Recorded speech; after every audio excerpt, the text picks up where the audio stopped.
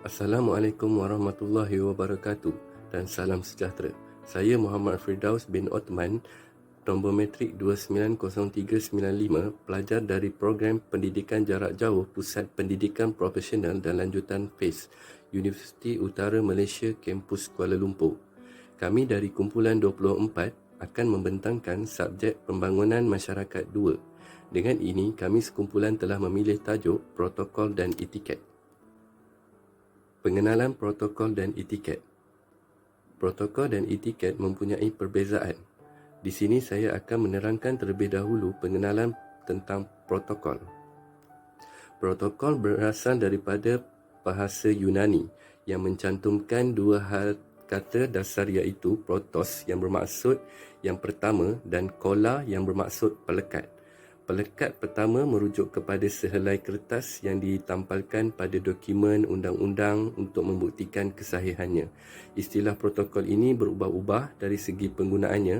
Pada suatu ketika dahulu, protokol dimaksudkan sebagai surat, cara atau surat rasmi yang asal berkenaan keputusan perundingan atau persetujuan dalam perjanjian. Kemudian protokol juga dirujuk pada bidang tata ususila diplomatik. Manakala pengenalan bagi etiket pula merupakan perkataan yang berasal daripada Greek ethos yang membawa maksud satu bidang kajian yang dapat berfungsi sebagai penentu kepada perlakuan seseorang. Etiket merupakan peraturan-peraturan tingkah laku ataupun sopan santun sama ada dalam kehidupan harian, dalam perhubungan antara satu sama lain atau dalam majlis yang berbentuk formal atau tidak formal.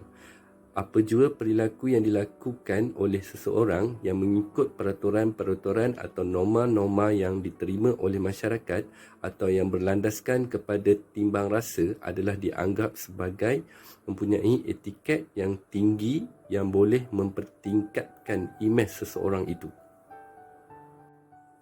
Perbezaan di antara protokol dan etiket.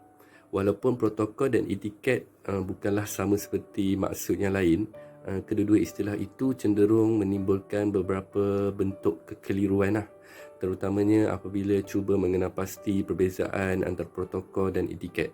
Ini kerana dua-dua istilah tersebut ditafsirkan sebagai satu set peraturan dan norma yang mengawal tingkah laku manusia. Memandangkan kekaburan dalam tafsiran ini adalah penting untuk mempunyai idea asas tentang perbezaan antara kedua-dua istilah sebelum meneruskan untuk meneliti definisi mereka secara terperinci. Oleh itu, fikirkan etiket sebagai satu set norma dan konvensyen yang mengawal tingkah laku sosial secara umum. Sebaliknya, protokol merujuk kepada kelakuan atau tingkah laku yang ditetapkan untuk pegawai kerajaan dan antarabangsa. Assalamualaikum dan salam sejahtera. Saya Wan Nurmadia binti Wan Yusof, nombor metrik 290262 akan menerangkan berkenaan pengertian etiket dan juga elemen etiket. Pengertian etiket yang mana etiket hanya berlaku dalam pergaulan sahaja. Ertinya di sini, etiket hanya berlaku ketika ada orang lain yang menyaksikan perbuatan yang kita lakukan, dan ketika tidak ada saksi mata, maka etiket tidak berlaku. Contohnya di sini saya boleh bagi, iaitu mengangkat kaki ke atas meja, bersendawa dan berbicara ketika sedang makan bersama dengan orang lain dianggap perbuatan cara makan yang tidak sopan dan melanggar etiket tidak boleh dilakukan. Okey, akan tetapi jika perbuatan tersebut dilakukan ketika sedang bersendirian dan tidak ada saksi mata, maka cara makan demikian itu tidaklah melanggar etiket dan boleh dilakukan.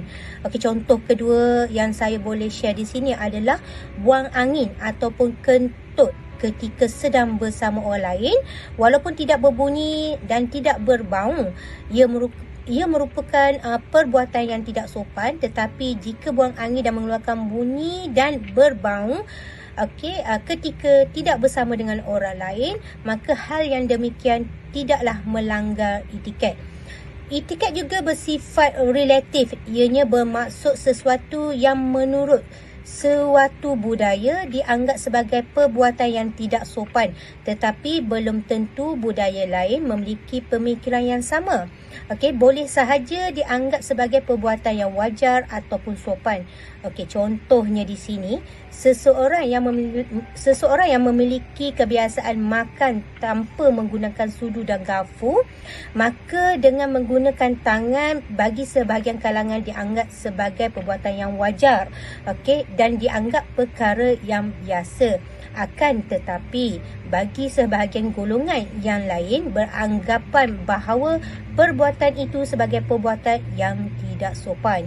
Okey, etiket berkaitan dengan tata cara dari sesuatu perbuatan yang harus dilakukan oleh manusia.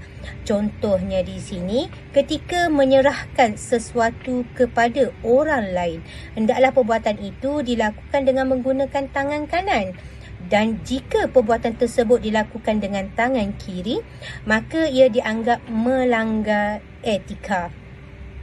Okey, etiket memandang seseorang dari segi luaran secara lahiriah, yang bermaksud meskipun seseorang perlu berpegang pada etiket, akan tetapi ia boleh dianggap sebagai sifat munafik. Contohnya yang saya boleh share di sini juga, banyak sekali serigala berbulu biri-biri. Di luar nampak baik, akan tetapi di dalam hatinya menyimpan pelbagai niat yang buruk. Okey, banyak sekali orang memiliki penampilan serta tutur kata yang baik, tetapi ternyata ianya hanya digunakan untuk tipu helah orang lain dengan niat dan tindakan jahat dapat dilakukan. Peraturan asas etiket cukup sederhana. Perkara ini ada pada budaya berbicara, sopan santun, penampilan yang kemas dan mengawal emosi. Menurut artikel yang diterbaikkan dari Brightside pada ada 25 etiket penting yang seharusnya dipraktikkan dalam kehidupan sehari-hari. Elemen etiket. Etiket merupakan suatu pengertian dari sebuah potongan kertas yang dilekatkan pada kemasan barang-barang dagangan yang tertulis dengan nama, isi dan lainnya tentang barang tersebut. Hal ini merupakan pengertian dari etiket di dalam bahasa Belanda. Namun, etiket ini berasal dari kata Perancis iaitu etik, yang ertinya adalah adab sopan santun atau adab yang perlu diambil kira dalam pergaulan agar segala perhubungan tetap berada dalam keadaan baik. Etiket juga ialah tingkah laku yang dianggap wajar dan terhormat dari seseorang yang sifat peribadinya seperti gaya permakanan, gaya berpakaian, gaya bercakap dan gaya berjalan, gaya duduk ataupun gaya tidur. Sekian, terima kasih. Assalamualaikum dan salam sejahtera. Nama saya Sukmawati binti Ari dan nombor matrik saya 290464. Hari ini saya akan menerangkan sedikit tentang tujuan etiket. Di mana tujuan etiket ni adalah untuk menjalinkan hubungan baik dengan para tetamu dengan tetamu. Jadi bila kita gunakan etiket ni dalam melayan para tetamu, maka tetamu tersebut akan merasa dirinya itu dihargai, dan kita ni macam beri perhatianlah kepada mereka. Dan dengan hal yang demikian akan terjalinnya rasa saling menghargai antara satu sama lain, dan hubungan yang baik pun akan terdidik di dalamnya. Di antaranya ialah yang pertama, terbentuknya satu persahabatan supaya akan diterimanya di dalam pergaulan. Yang kedua, untuk menyenangkan dan memuaskan orang lain. Dan yang ketiga, untuk tidak menyinggung perasaan orang lain maupun menyakiti hati orang lain. Seterusnya, untuk membina serta menjaga hubungan yang sangat baik. Dan akhir sekali ialah untuk memujuk dan mengekalkan pelanggan lama. Seterusnya, prinsip-prinsip etiket. Jadi terdapat beberapa prinsip-prinsip etiket. Antaranya ialah rasa hormat ataupun respect, di mana dalam etiket ni mesti mempunyai sikap hormat, menghargai, peduli dan dapat memahami orang lain. Jadi sikap ni sangat penting. Apabila kita bersikap atau menghormati orang lain, maka orang lain pun akan buat benda sama, di mana mereka pun akan menghormati kita juga. Jadi empati yang mana ia merupakan sebuah asas daripada semua interaksi yang berkaitan antara manusia, dapat dirasakan keadaan emosi orang lain. Empati tersebut dapat mengawal sikap kita, perilaku dan percakapan kita. Jadi empati juga membuat kita dapat turut merasa senang dan kesenangan orang lain dengan kesenangan orang lain. Jadi ianya juga turut berduka dengan kesusahan orang lain. Jadi dengan memiliki sikap empati, tentunya kita akan boleh menjadi yang lebih bijaksana dalam bersikap dan beretiket di dalam kehidupan. Bersikap jujur dan ataupun kejujuran pun merupakan satu kunci kejayaan di dalam menjalinkan sesebuah hubungan yang baik. Assalamualaikum warahmatullahi wabarakatuh dan salam sejahtera. Nama saya Muhammad Faizal bin Muslimin, nombor matriks 290418, akan menerangkan pula tentang kepelbagaian etiket. Seperti yang telah disampaikan oleh rakan kita tadi, kita telah pun memahami maksud etiket dan dalam masa yang sama, kita dapat melihat pentingnya etiket dalam pergaulan kita dengan orang lain. Saya kongsikan sedikit contoh-contoh kepelbagaian etiket ini agar kita lebih faham tentang maksud atau perilaku yang seharusnya kita ada dan dipelajari dalam kehidupan kita sehari-hari. Contoh pertama yang kita lihat di sini adalah etiket bila bercakap dengan pemimpin atau orang atasan, iaitu menghalakan pandangan kepada lawan bicara, iaitu ketua, tidak bercakap bohong walaupun hanya bergurau, apabila bercakap mulut dibuka secukupnya, bercakap dengan pemimpin hanya yang perlu sahaja, elakkan mengumpat dan mengadu kepada pemimpin, bercakap dengan tenang dan tidak terburu-buru. Seterusnya, contoh kedua adalah etiket bercakap dengan rakan sebaya, iaitu elakkan dari mengumpat dan mengeluh, memandang ke arah rakan bila sedang bercakap, tidak mudah emosi ataupun marah, elakkan dari perbalahan dan menafikan antara satu sama lain, menggunakan nama panggilan atau gelaran yang baik semasa berkomunikasi, mengambil inisiatif untuk membuka dialog atau perbualan.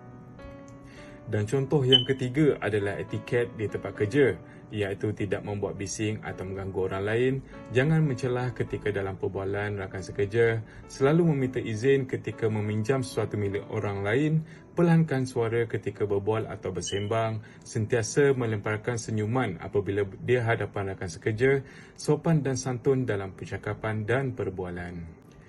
Banyak manfaat yang boleh diperolehi dengan beretiket, sama ada untuk diri sendiri ataupun orang lain. Dengan mengamalkan etiket, kita dapat membentuk diri menjadi lebih baik selain memupuk keharmonian dalam masyarakat. Jadi, dengan penerangan yang telah diberikan tentang tajuk kajian ini, kita sebagai masyarakat yang berakhlak dan berpendidikan adalah sangat wajar untuk kita memahami dan mengamalkan etiket dalam pelbagai situasi dan tempat. Hal ini bukan sahaja dapat meningkatkan imej diri, bahkan ianya dapat meningkat imej bangsa dan juga negara. Terima kasih.